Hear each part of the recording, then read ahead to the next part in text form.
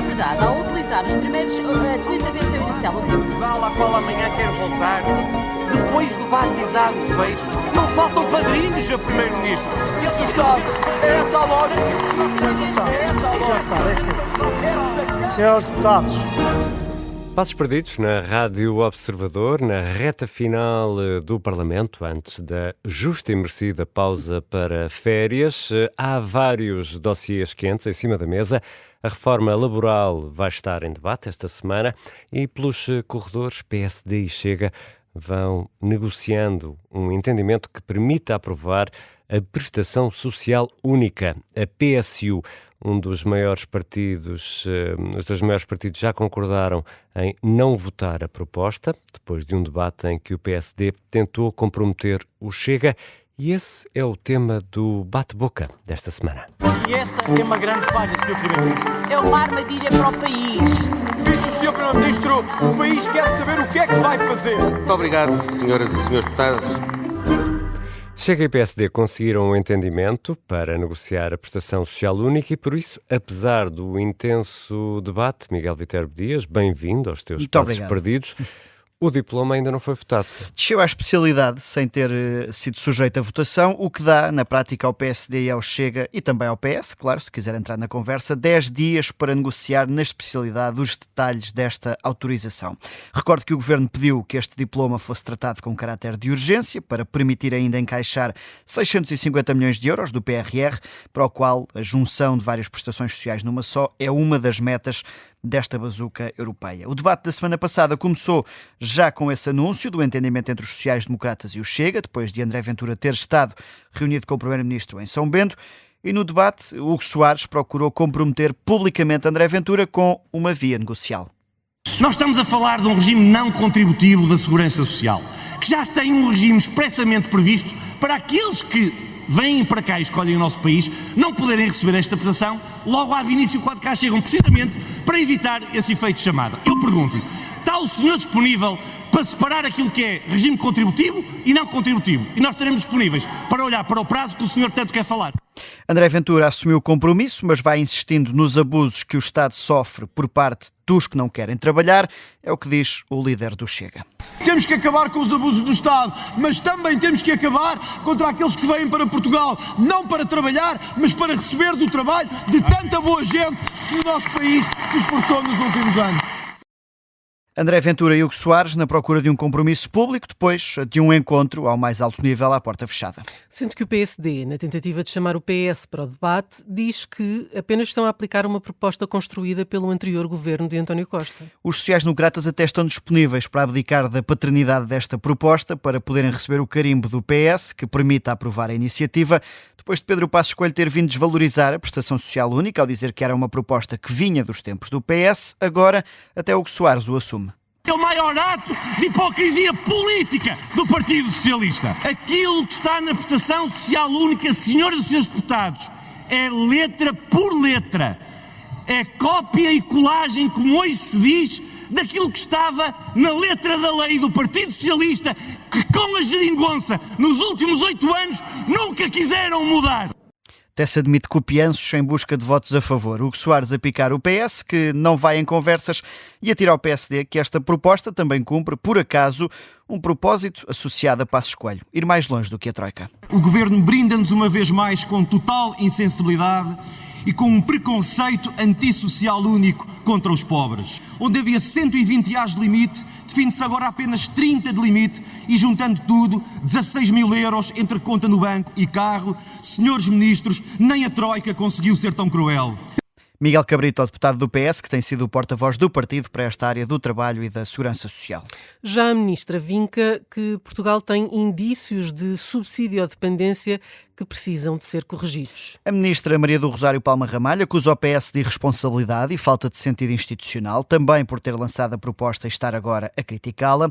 A ministra, com a pasta do trabalho, garante que os dados que existem apontam para uma subsídio-dependência em Portugal. Nós temos, neste momento, 159 milhões de pagamentos indevidos de prestações sociais, alguns dos quais decorrentes de fraude.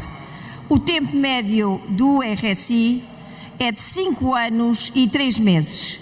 é um tempo que evidencia uma subsídio-dependência e pessoas que não conseguem sair deste ciclo. A Ministra do Trabalho, em resposta às acusações da oposição de falta de solidariedade e preocupação social, a iniciativa está agora na especialidade, à espera de um compromisso entre o PSD e o Chega ou entre o PSD e o PS. E seguimos agora para os destaques desta semana. Vamos começar pela positiva.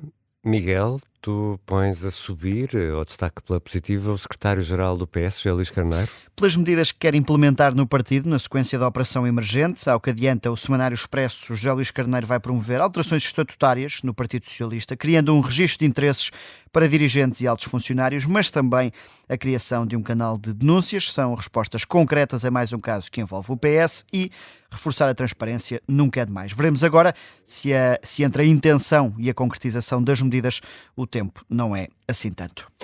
Já vimos quem está a subir, vamos agora saber quem está a descer. Aí vem a corneta.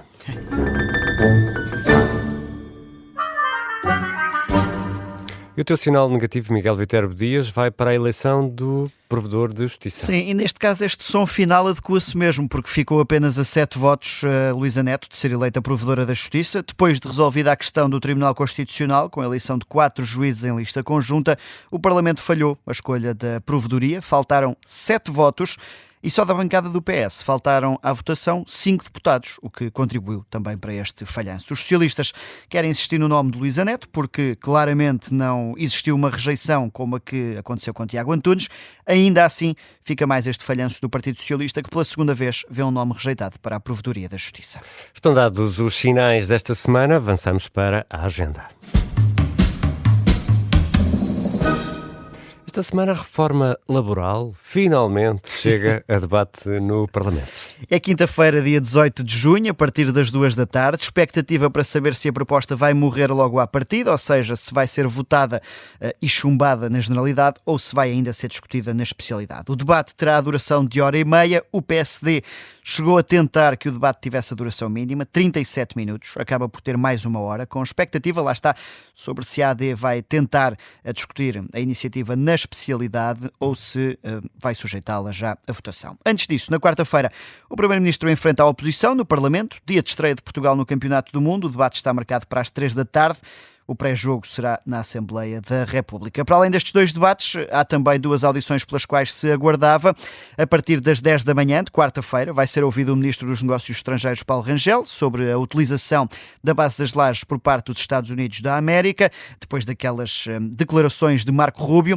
E a partir das 11 vai ser ouvido o Ministro da Administração Interna, Luís Neves, sobre a escolha de Paulo Viegas Nunes para liderar novamente a empresa que comanda o Ciresp. Vamos acompanhar tudo ao longo da semana no Observador. Agora ainda temos tempo para a conversa de bastidores.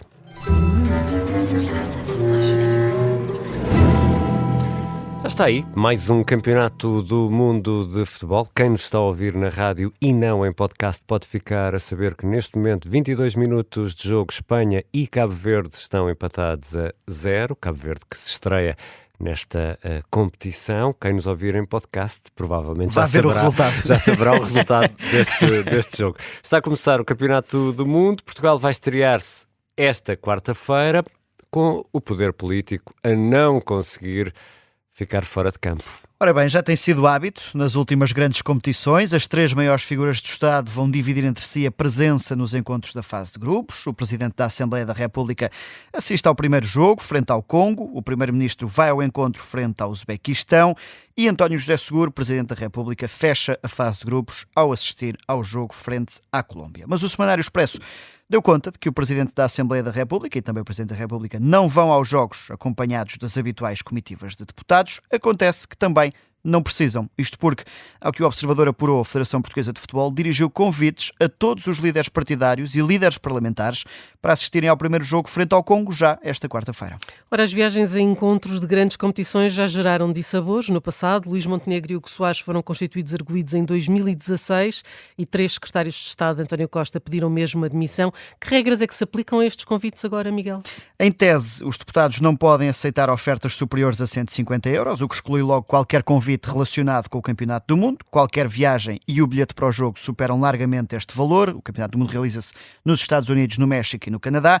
Só que há uma cláusula de exceção que faz com que os deputados não tenham que cumprir este código de conduta. Num despacho de Aguiar Branco, a que tivemos acesso, é explicado que estes convites foram dirigidos especificamente aos líderes partidários e líderes parlamentares. Por isso, beneficiam de uma exceção na lei que dispensa Aguiar Branco de se pronunciar. Ora, a lei diz que para convites dirigidos a órgãos partidários, nos quais se inclui também o grupo parlamentar, a fiscalização não é feita pelo Parlamento, mas sim pela lei de financiamento dos partidos políticos. Ou seja, a existir algum tipo de fiscalização será a posteriori. Aguiar Branco explica que, sendo este convite da Federação pessoal e intransmissível e dirigido diretamente aos líderes, não é dirigido a um deputado de forma autónoma. Neste caso, Aguiar Branco só teria que se pronunciar se os convites fossem dirigidos a deputados de forma individual e não a titulares de cargos, como é o caso dos líderes partidários ou parlamentares. Assim, os convidados são todos eles deputados, podem ainda assim escapar a este limite dos 150 € imposto na lei e no Código de Conduta do Parlamento. E todos os partidos vão assistir ao Jogo de Portugal? Ainda nem todos têm uma resposta. Para já, a Iniciativa Liberal, Chega e PSD manifestaram a intenção de assistir. O PS ainda está a avaliar, sendo que o PSD, por exemplo, o convite foi dirigido para o primeiro encontro, mas o PSD diz que irá assistir mediante disponibilidades de agenda, até porque esta semana, jogo para o qual foram convidados, há não só a reforma laboral, como também o debate quinzenal e ainda as negociações para a prestação social única. Quem já disse que não vai é Inês Sousa Real, agradece o amável convite, estou a citar. Diz que vai acompanhar a estreia da seleção a partir de Lisboa com o mesmo entusiasmo e orgulho com que o faria no estádio. E para a semana há mais Passos Perdidos.